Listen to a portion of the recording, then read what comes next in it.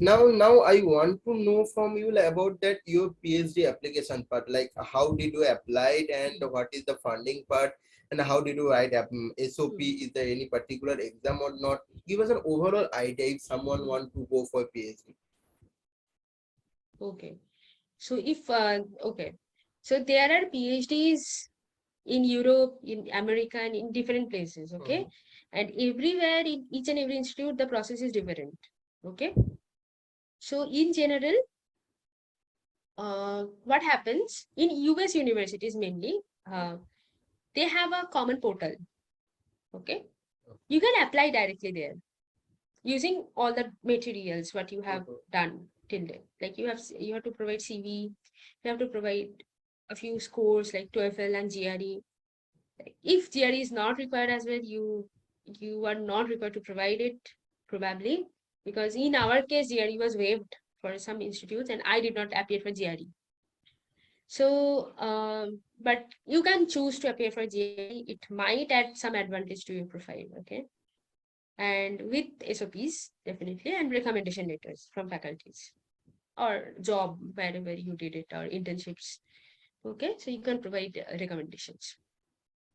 So likewise, you can apply. These are blind applications.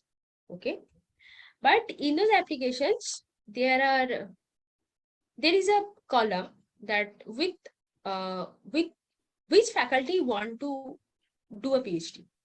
Okay. There are 3 options. Somewhere there are 4 options. So you can put their name, and sometimes they will require you to write a few lines about them, like why you were interested to work with, say, John. Okay, why?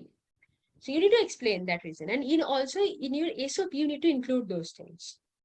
Okay, so for that reason you need to make a list of those faculties you are interested to work with, and you need to first you need to shortlist the universities. Okay, and usually what people does, like there are like top universities and middle rank universities and some sure shot universities. Okay, so don't apply, like if you are applying for yeah, definitely you need to apply for at least 9 or 10 universities in US. Okay, so you should not apply to all the top universities. Okay, you need to trade off between all these things. Like you are applying to, like you apply to 2 top universities. Like I did Stanford and I did Berkeley, and I had quite a good understanding that I am not going to get there.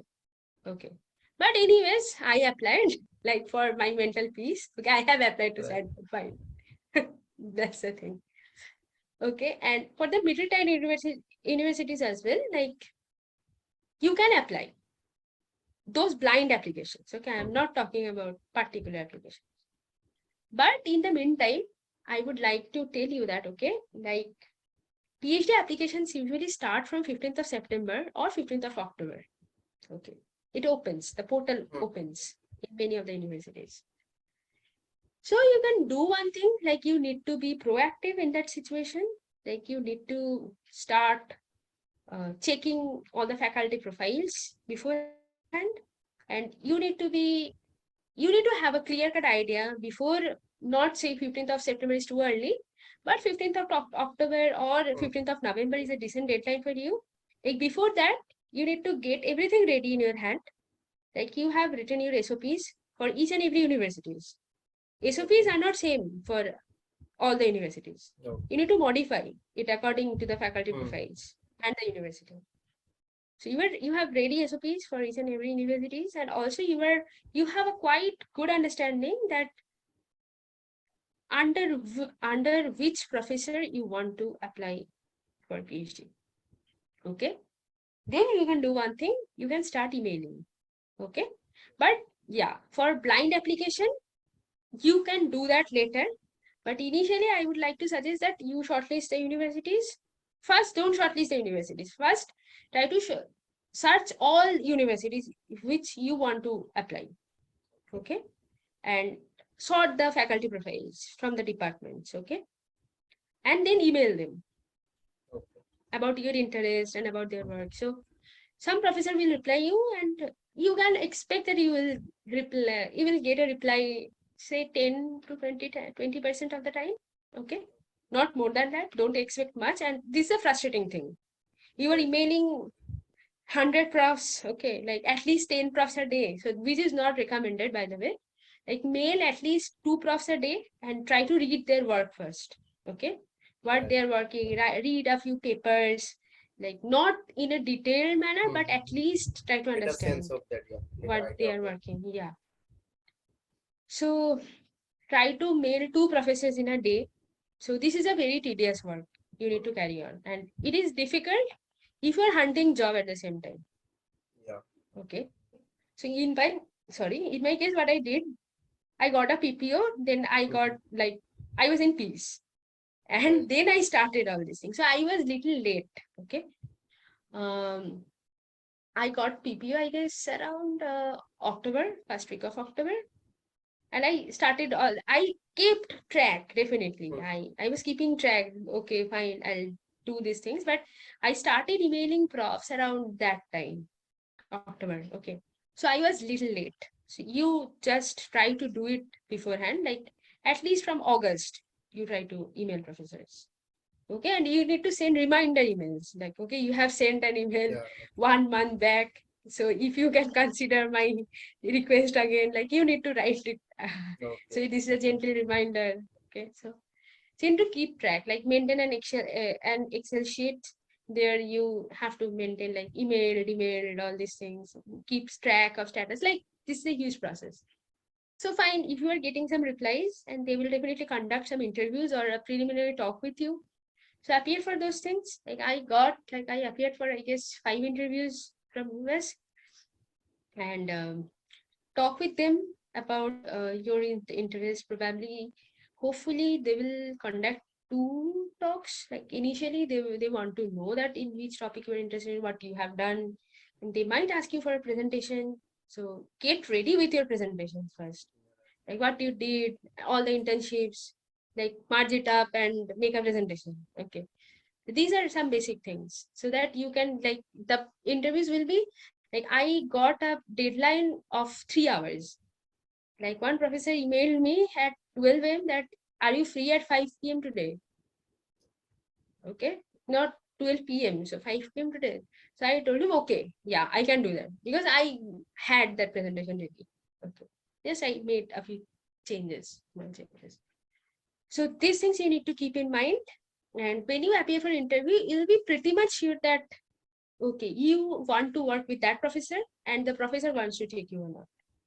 You will be quite sure. And then they will ask you that if you have applied or not. Okay.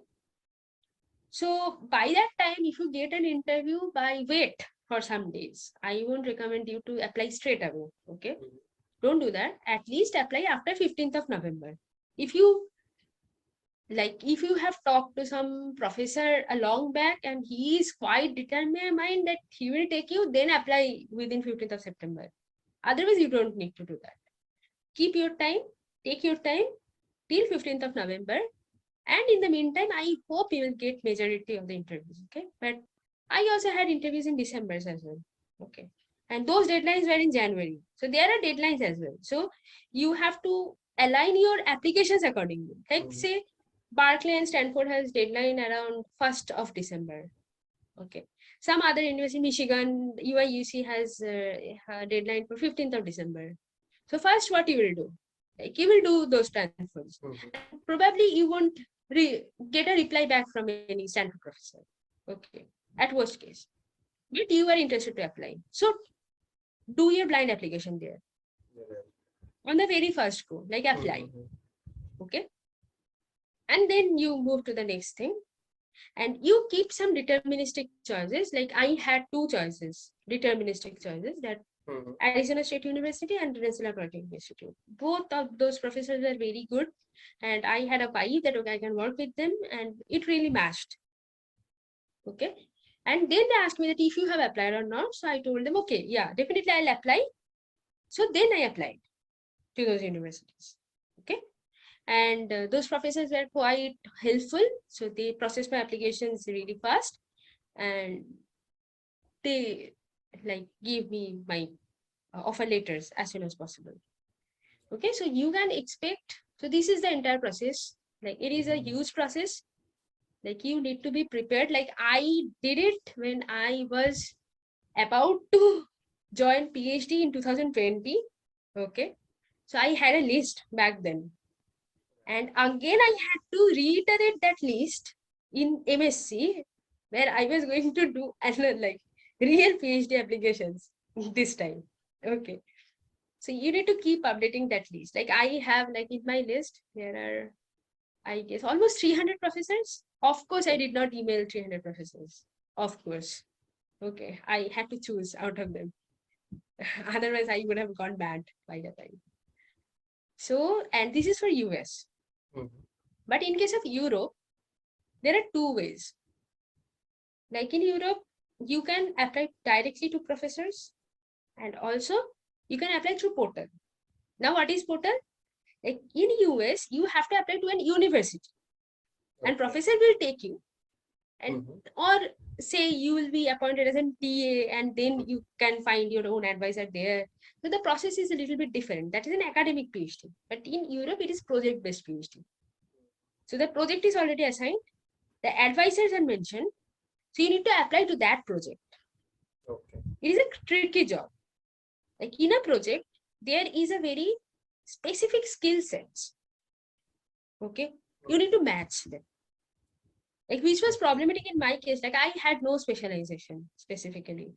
So I was like not quite convinced that okay, if I am about to apply to a say power systems position, they require that you should know machine learning, but they also require that you should know power systems at a master's level. I did not know that. I had to take a course, one or two courses to reach that level, which I did not have in that moment. So that is why PhD in Europe was quite tricky for me. Like I could not, I left many interviews, like as I got to US, like got like three universities actually in US. So I left the interview like in the middle. I started the process, but I left it. So you need to do the parallel process for Europe as well, if you are interested. If you are not interested in Europe, then just leave it. You don't need to look. Okay.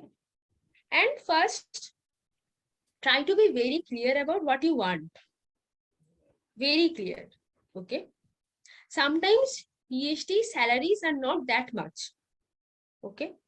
But you might have some financial trouble at home. Okay. So if you are getting a PhD and you are not paid much, like, okay, you can live your life, but you can't support your family. In that condition, if it is important for you to support your family, try to know what you are going to get in your PhD. Like it is a huge time you are going to going to be involved in the next 5 or 4 years of your life. And if you are not at peace, then you can't do a PhD. Okay. Like for me, like, yeah, I had some financial burdens, and that's why I wanted to have a huge, like, not huge, but a decent salary so that I can support my family. Okay. So for that reason, I had to choose places accordingly. I knew that in Europe, in France, they don't pay much. So in that amount, I wouldn't have survived. So I straight away did not look to those PhD positions, even if they were related to my profile. Okay. But if you think that, okay, money doesn't matter, you have enough support from your family, in your case, project matters, then go for the project. So you have to be very clear about these things. Like I say these things, I am saying these things because I faced these consequences earlier in my life. So I don't want people to face this consequence. So I applied to a position, and later when I got the funding offer, yeah, that was sufficient to live in US, but I couldn't have saved much. Like there was if I was in that situation, like I have a loan or something like that, I need to repay that. And in that situation, I had no money to come back to my home country in 2 years, what I estimated. So that is not an ideal condition in PhD. You need to be in peace. Like you can devote your life to a project for 4 years. You need to be mentally prepared for that. So try to do research everywhere, where you want to do your PhD, why you want that place. If maybe it is financial, maybe it is your project related. I don't know, whatever be your motivation, anything, be clear about it. So these are some Very this is how beautiful. I applied my PhD. Yeah. Basically, for PhD, we also do a research on that where I should go for PhD. So very Yeah, beautifully, definitely. very Place beautifully explained. matters. Yep. Yeah, place matters. Like for my case, I wanted a place, okay, which is not cold enough. Like I have some health issues. Okay. But unfortunately, I'm going to a place where I will experience minus 20 degrees centigrade for a like long period of time. Okay. That was a main criteria for me as well. Okay. But anyways, I had to trade off with my finances. I got to Arizona State University. The weather was good. Like India like weather. Okay. But anyways, I wouldn't have survived there. My project was good. My advisor was quite friendly. I had almost like three meetings with my advisor before joining there, and then I rejected my offer. So that was pretty bad, like for her as well and for me as well, like for my advisor and for me, both. We both face some consequences. So try not to do that, but anyways, you need to be quite sure about what you want to do. So very beautifully explained. Like this session will be very helpful for the students. So I want to know about. I sure that if your long education journey, you got some scholarship or you see some good competitive exams or good resource. So please share some of them, like some good competitive exam, good scholarship, and some good resource for the students. Yeah, and then I forgot to mention one thing, that application for a PhD program, like continuation to the previous question, I'll come to this point. Like application to an US university is quite costly. Okay, you need to have at least 3 lakhs rupees, like at least 3 lakhs rupees in hand, so that you can apply to 9 or 10 universities, and you can apply to GRE TOEFL, and then you will be having sufficient balance for your flight ticket and for visa application and the initial balance that you can survive for 1 month. Yeah. You will receive scholarship definitely, but that will be credited like after at least 15 days, say. Okay. And before that, you need to pay your rent. You need to pay the caution deposit. So just be clear of all these things. You need to have money for application of PhD abroad. Okay. Don't ignore this point of time. Otherwise, you will feel frustrated that you don't have money to apply to these universities. So that's why I suggest people that, okay, do job, earn money, save it. For the next course of action of your life. Otherwise, like I did my internship, I earned something, and I had some savings, and from that savings I am surviving this 1.5 year, and I am applying to and everything I did on my own finance. I did not take anything from my parents, because it was not possible for them to like give me like 80,000 rupees for flight tickets. It was not possible for a like middle class family in India. So you need to arrange your finances accordingly. This is also very important, like not only study, but also your finances. Okay. And yeah, about the scholarships. Yeah, like say, if you are from general background, like this is data science course, so people come from maths, physics, everything. So you can get Inspire scholarship very easily. Okay, after 10+2. So apply for that Inspire scholarship and just take 5,000 rupees per month.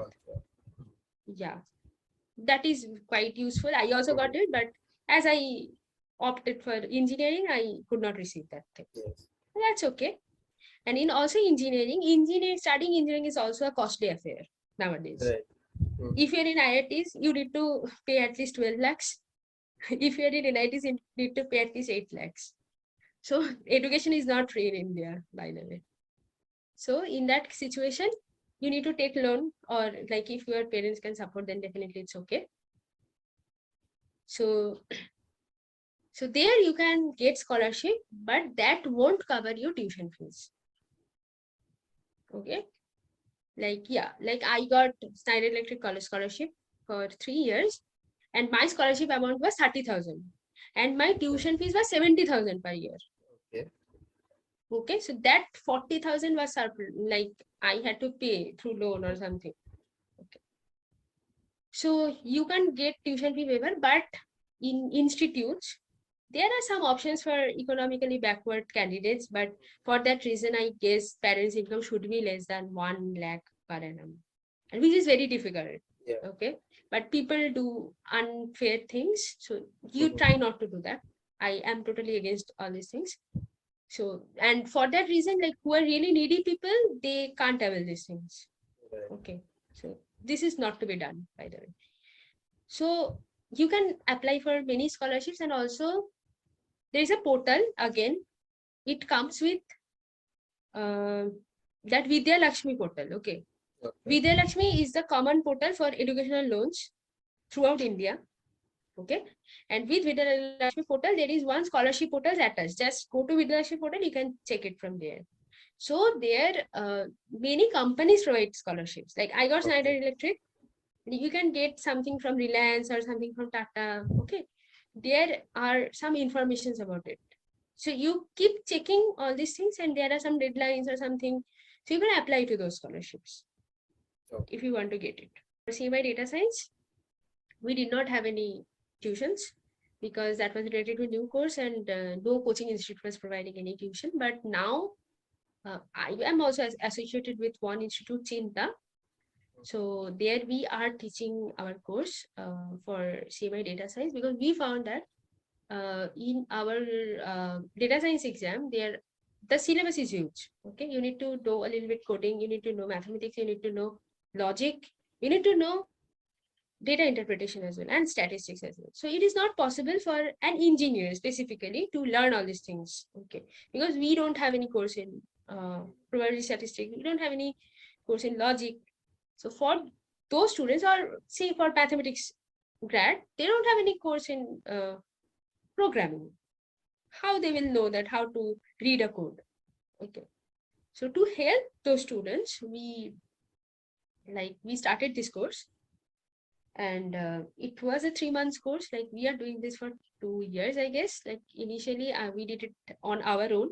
Like we were not associated with Chinta in the first year in 2021.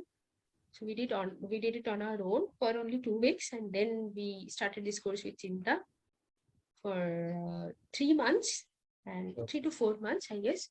And this year we'll be running this course for 6 months. Okay. So if anyone is interested, they can join. Or we personally think that if you are really good in mathematics, you don't need to take coaching. You can clear data science exam easily. What we did eventually, we did not have any tuition. How we did it? Right. We just, our friends helped us, definitely. Right. Okay. So if you can make a group and you can study in a group, then definitely it is helpful. And also solve previous year's questions. Like now there is a really huge problem set in front of you, because fifth exam was this one. Okay. So there are 5 papers available from 2018 to 2022. So you can go through those problems, and if you're really good in mathematics, like 10+2 mathematics or something, then you can crack it easily. Okay, just you need to keep your mind calm and cool. So we don't recommend everyone this course, but if you really need our course, then you can join. So this is for our course. This is not a publicity, okay? Like we have another setup for this, not this one. But yeah, these are some materials. And for PGD, also there is some coaching tutored, I guess. I joined their coaching. That was helpful for me. Shiuli, as far as I know, like along with your study, you are very active in different extracurricular activities. So what do you think, like how that helped in your career? Yeah, definitely. Like, yeah. yeah, I am very much passionate about singing. Like I have been learning from my childhood. My mother is also a music teacher. So yeah, I did lot of programs in my school days, but when I was preparing for JEE or something like that, so it got hampered a little bit. But anyways, I did a lot of things in my college as well. So yeah, I I I did that only in college. Mhm. Okay. So yeah, it helped me a lot because it helps you to freshen your mind. Because whenever we were attending our classes 8 hours long, like we had to attend 8 hours long classes in a day, and after that, you don't have any mind to study all those things. So that time, if you have some associations, good associations, then it will help you to nurture your talent or something like that. So definitely it helped me a lot. Like I made good friends, and like I am a very social person. Like I love to talk to people. I love to uh, like visit places alone or with someone. I don't mind. So these things help you. Like everything is learning. Okay. So research or anything like working in an industry is a job definitely, but um, if you do something on your own, like which you are really passionate about, I'm not uh, talking about hobbies or something. Like if you're really passionate about, like I was passionate about singing, but due to some reason I could not pursue it for a long time. Like in throughout my data science course, I hardly know how many times I've recorded my videos. But when I was in industry, I was quite regular about my, like I was publishing my videos a lot, and sorry, I was recording my songs. Okay, so this happens. So that time I needed that.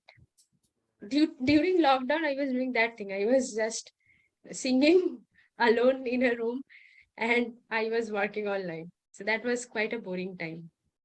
So it helped me a lot. And also, now I will start it again. Like recently, I have published a video on Facebook. If you follow me, then you can check it. So yeah, and I hope I'll get enough time in PhD to pursue my passion in that area. And also, like sometimes you can find your solutions in music as well. Like for me, it is a different thing. Like for me, music is worship, and sometimes I find that okay, I should pursue music, leaving all these things. Okay. That is problematic. I don't want to do that. Anyway, so that's the reason for me to like not to do those things. But this is wrong. Like a few friends of mine pointed me out that no, you should not do all these things. You need to carry on with your passions, and you need to keep sufficient amount of time for that, and it will motivate you for the next course of action, whatever you will do. And also, like not only singing, like I mentioned that it's my hobby to visit places and roam around, and that's also learning from my point of view. Like whenever I go to some place, I observe people, I observe their culture, how they're interacting, and suddenly like I went to an internship in Belgium, and I made a lot of friends, and my landlords were very loving couple, and I found that they also use that technique like to count days, like how we count days: January, Mhm. February, March, 30 and 31 days. So Yeah. that was quite like I thought that okay, fine, the world is same. Just we speak different languages Right. and we look different. So this is the fun thing which will keep you motivated for the rest of your life. If you visit good, like if you're interested in travel, then do Mhm. that. If you're interested in watching TV series, then also do that. In my entire lockdown period, I survived watching Big Bang Theory and Friends. Like those were my, and also like I cleared my TOEFL because I watched Friends and Big Bang Theory. Okay. Okay. Because it is not only the thing that you study for a thing and you will clear that exam. It is not the case. Right. But if it is TOEFL, then these things are really helpful. So okay, it is your entertainment as well, and you are learning at the same point of time. Right. So keep in mind that how they are speaking, and that's how I have grown from that Shiuli to now this Shiuli. So there is a huge difference I can see, like what I was and what I am now. So these things really helped me a lot. So don't forget your extracurricular activities. So that is my advice. Though I have done it for my case as well, but I won't do it again. Okay. Beautifully explained. Like very well said that this thing that hobbies will also help us to grow with our main career. That also refresh us to motivate more on that our main career. Great. Great. So now to wrap this up, I hope I have covered everything. So before wrapping up, so any final tips from you for the students who are watching our video?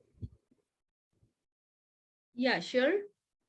First tip is plan everything. Okay. Your planning might not be,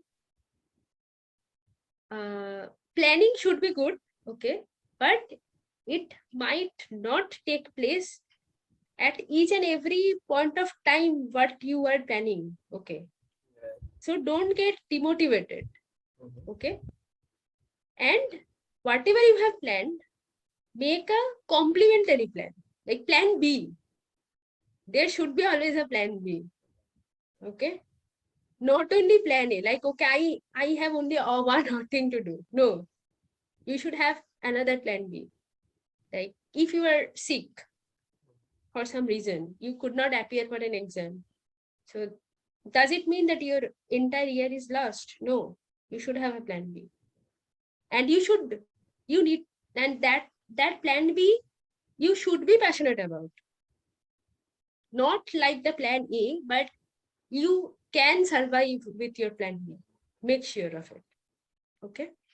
So that's my particular advice. Some people say that, okay, you need to focus, you need to stick to one plan, something like that. So yeah, that might be useful for some people, but that might not be useful for many people.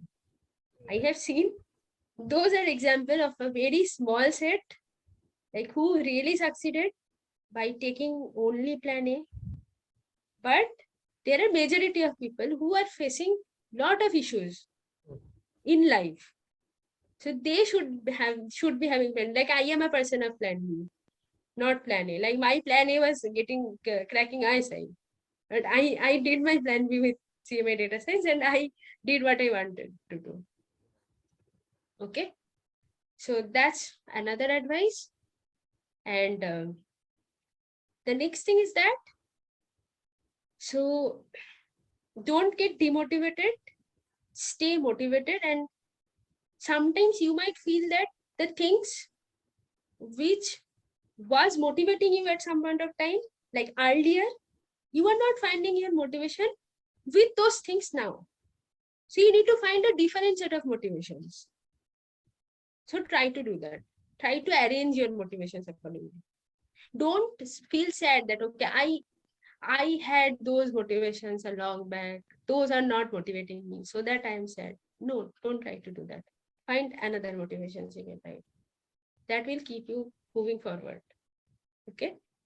And final thing is that before appearing to any exam, or like, every day is exam, by the way, every work you do is an exam.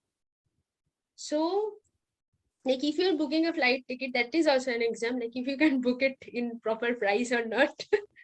So during that moment, keep your mind at 0-degree temperature. Okay. You don't need to get excited if you check something, like, yeah, that is human nature. If we see something like, okay, wow, I'm very excited, sometimes it has adverse effect. You don't need to do that. Okay, if you are seeing something positive, yeah, it is good for you. You stick to it and you move forward. Don't need to get too excited. And whenever you are not seeing something good, also keep your mind calm. Okay, fine. And it is not going to be good, but okay, I can do something with this experience. And make friends so that you can talk about your feelings. This is very important. Don't be alone in these situations. At least you find a few friends with whom you can share everything. Okay, they won't exploit you, by the way, in that point of time, whenever you are sad. And also be a support of another friend who you can tolerate him, tolerate them at any point of time. So this support system is very important. Like I have many support systems. If someone is failing, I know that okay, I have another support system to cry about. Okay, it is required to cry about something. You are sad. Okay, this is emotions, but you need to vent out. Okay, but you may not be the person okay to vent out. Yeah, some people might be different. In that case, you need to find your own way out, that how to keep yourself calm. Okay, so these things these are like basic life things, like life advices I can give. Like I also faced a few things in previous days, and really my friends helped me. Like I am very friendly person. Like I love to talk to people. I love to share my problems with people. So that I do that because I don't want other people to face same problems what I faced. Okay, that's why I keep talking to people. I tell them that this happened. So they also tell them, okay, this also happened with us. Fine, okay, it happened. So keep it. It was an experience. Leave it. Now move forward with your life. So that's how we progress. That's all. So thank you. Thanks a lot, Shiuli. Like it is a very thoughtful session, I think, and that session, like it will really help many students. So thanks a lot. Thanks for your time. So that's it. That's it for today, friends.